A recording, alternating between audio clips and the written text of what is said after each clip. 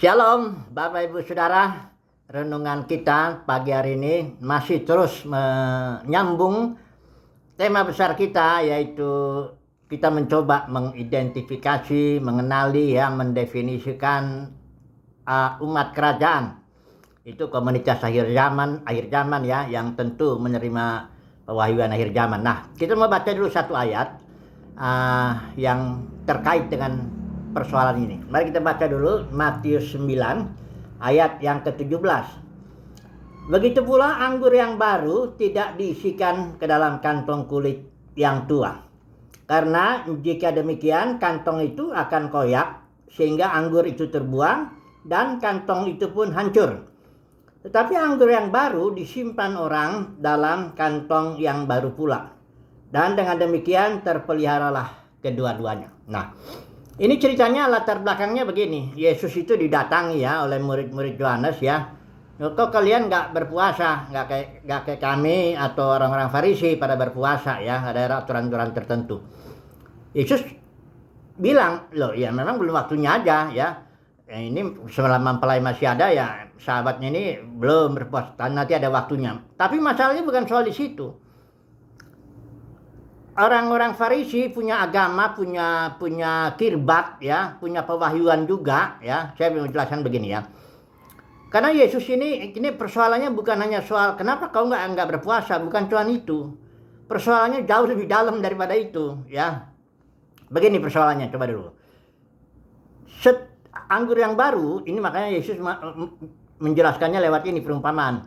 Anggur yang baru itu artinya suatu pewahyuan yang baru, suatu penyataan Tuhan yang baru. Kita sudah lihat kan tiap zaman tuh, tiap generasi Tuhan bergerak memberikan pewahyuan sampai rencananya genap. Nah, pewahyuan mereka ini orang Farisi dan murid-murid Yohanes itu masih yang dalam konteks yang lama. Anggur lama ya. Kirbatnya juga kirbat lama. Kirbat itu artinya komunitas orang-orang yang bisa menerima anggur lama itu ya. Misalnya Yudaisme itu adalah anggur, artinya pewahyuan yang diterima Musa itu dulu ya. Jadi kira-kira udah berapa? 1500 tahun sebelum itu ya, sebelum Yesus itu ya. Nah, itu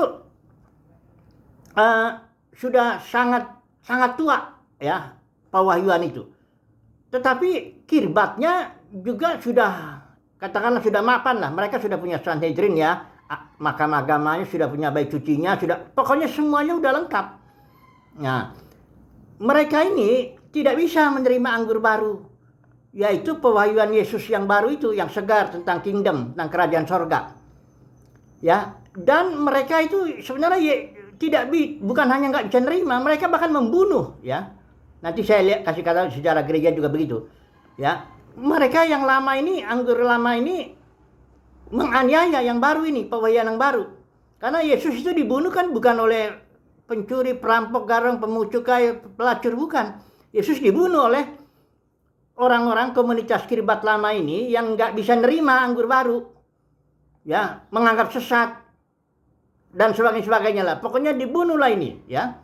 Nah, coba dulu kita lihat Saulus juga begitu. Saulus itu juga, jangan bayangkan Saulus itu seorang penjahat yang garong. Dia orang Farisi. Dia bilang dalam mentahati Taurat dia nggak bercacat. Dalam kirbat, dalam anggur lama itu dia sudah top lah ya, anak murid Gamaliel. Kirbatnya juga ya dia barangkali besar kemungkinan dia anggota Sanhedrin juga, karena dia bisa mendapat surat waktu mau menganiaya orang-orang Kudus di Damsyik. Nah, jadi pendeknya intinya anggur lama itu ya, dengan kirbat lama ini, orang-orang ini dia pasti akan menganiaya anggur yang baru ini, pewahyuan yang baru, tidak bisa terima. Begitu juga sejarah gereja. Sudah lihat Katolik menganiaya Protestan, pewahyuannya diterima oleh si Martin Luther dan Calvin ya. Zwingli barangkali juga ya. Setelah itu orang Protestan juga menganiaya Anabaptis juga. Nanti Anabaptis terus begitu. Akhirnya Pantekosta juga yang dibilang sesat, gila, orang kerasukan setan. Pantekosta juga begitu sama karismatik. Nah, karismatik juga begitu. Karismatik juga udah jadi anggur tua. Ya, sudah tua itu. Kirbatnya itu sudah kirbat tua, tidak bisa lagi terima pewahyuan yang nanti akan saya jelasin di sini ya. Pewahyuan umat kerajaan yang terakhir itu. Oke lah, jadi intinya anggur yang lama itu dengan kirbatnya, ya kirbat lama ini dia nggak bisa, dia pasti menganiaya yang baru, dianggap sesat, bidat, apa dan sebagainya begitu ya.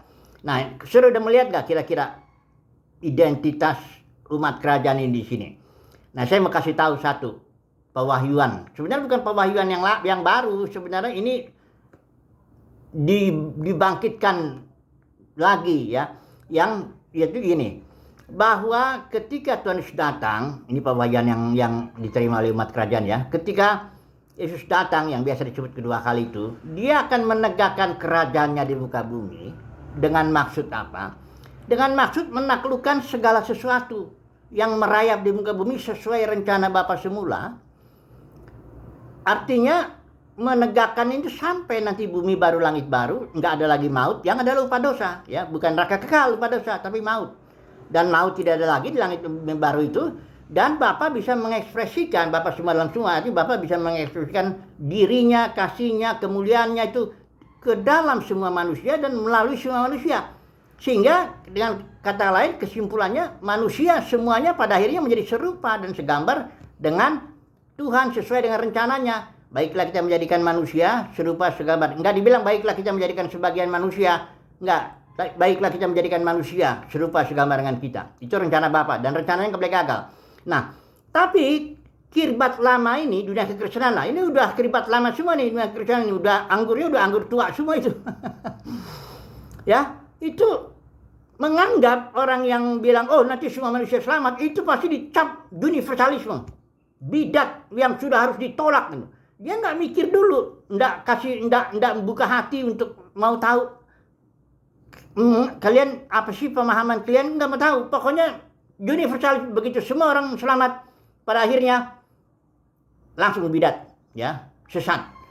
Nah, ini maksud saya ya. Tapi masalahnya di Lukas dibilang di kitab Lukas, di Injil Lukas, orang bilang tuh anggur tua itu enak, ya. Suruh baca nanti di Lukas itu padanannya ini Lukas 5 yang kita harus baca itu. Pokoknya orang bilang anggur tua itu enak. Kenapa anggur tua itu enak? Misalnya pewahyuan Martin Luther, pewahyuan Calvin, ya, pewahyuan Pentakosta mereka. Itu enaknya kenapa? Karena kirbatnya, wadahnya, kontainernya itu sudah mapan, sudah nyaman. Gedung-gedungnya udah besar, organisasinya udah bagus. Gaji-gajinya juga udah gede, duitnya juga banyak. Orang yang melayani di situ makmur lah, ya. Jarang tuh orang, banyak orang itu ya dari pendeta aja supaya kaya kita susah kalau kita bisnis sana sini repot kalau dari pendeta bisa kaya gitu. Nah, banyak orang lari ke situ, ya. Nggak bisa masuk di UI, di ITB, zaman saya dulu gitu nggak bisa masuk UI, di ITB, udah masuk teologi aja lah. Jadi anggur tua itu banyak orang bilang enak. Pewahyuan Martin Luther, pewahyuan Calvin ya, orang reform itu ya, itu anggur tua sekali tuh, udah 5.500 tahun yang lalu.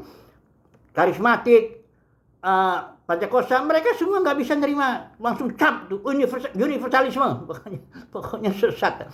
Mereka bilang semuanya orang yang nggak percaya itu masuk neraka kekal selama-lamanya. Dia nggak tahu bahwa kekal itu istilah yang keliru.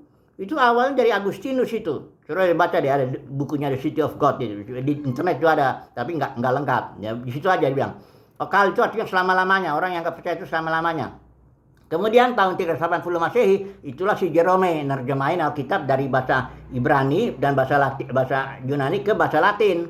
Itulah Alkitab resmi Katolik. Nah, dia nerjemahin Aion, istilah Aion Yunani dan istilah Ibrani Olam. Itu diterjemahkan dia dengan Aeternus, harusnya diterjemahkan era, zaman, ada waktunya, ada awal, ada akhir. Nah dia dari Aeternus ini kan cuma terjemahan bahasa Inggris ngikutin si Jerome.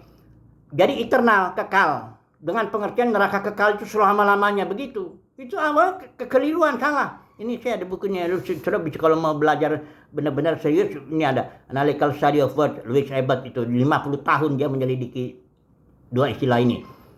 Jangan main asal sesat begitu aja, jangan ngomong-ngomong tanpa pikiran, ya.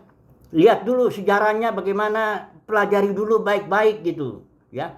Saya setelah 10 tahun ini, saya udah 25 tahun nih memberitakan ini, pelajarin terus gitu. Nah, tapi udahlah, karena anggur tua itu emang enak. Ya, kan?